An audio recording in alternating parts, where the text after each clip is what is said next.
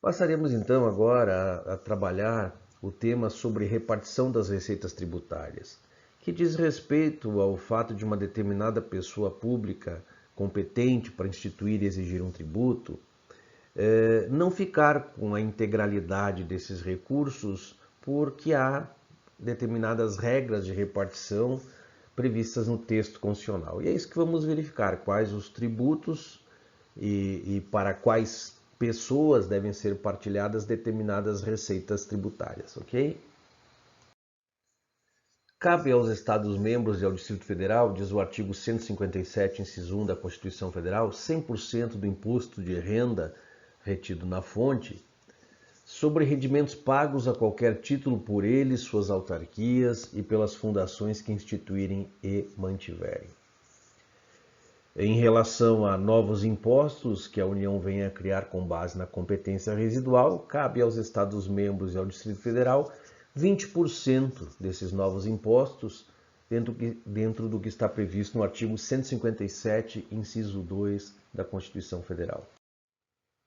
No artigo 158, inciso 1, diz que cabe aos municípios o imposto de renda retido na fonte, sobre rendimentos pagos a qualquer título por eles, suas autarquias e pelas fundações que instituírem e mantiverem.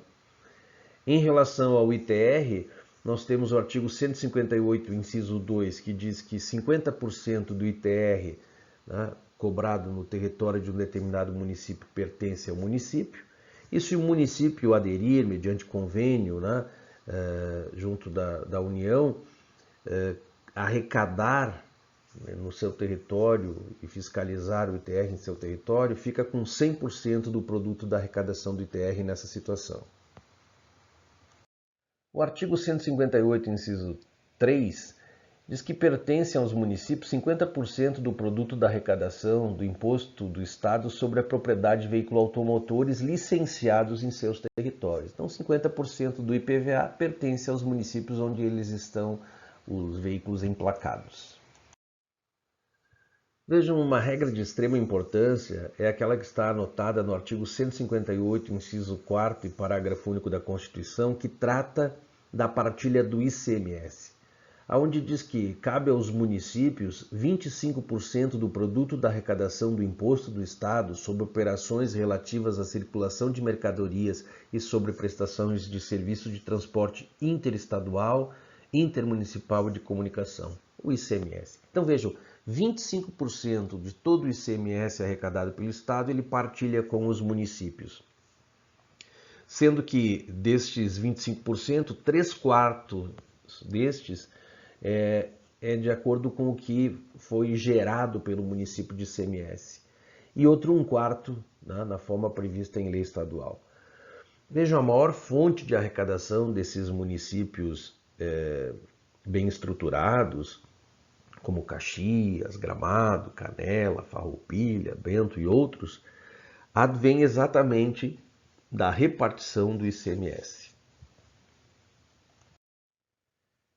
Bem, outra regra importante de repartição das receitas tributárias está no artigo 159, inciso 1 da Constituição Federal, onde ali está previsto que a União entregará aos Estados-membros, Distrito Federal e municípios 49% do imposto de renda e 49% do IPI, sendo 21,5% ao Fundo de Participação dos Estados-membros Distrito Federal, descontado o imposto de renda retido na fonte, mais 22,5% ao Fundo de Participação dos Municípios, também descontado aquele imposto de renda retido na fonte, 3% para o financiamento em programas do Norte, Nordeste e Centro-Oeste, 1% ao Fundo de Participação dos Municípios no primeiro decêndio de julho e 1% ao Fundo de Participação dos Municípios no primeiro decêndio de dezembro.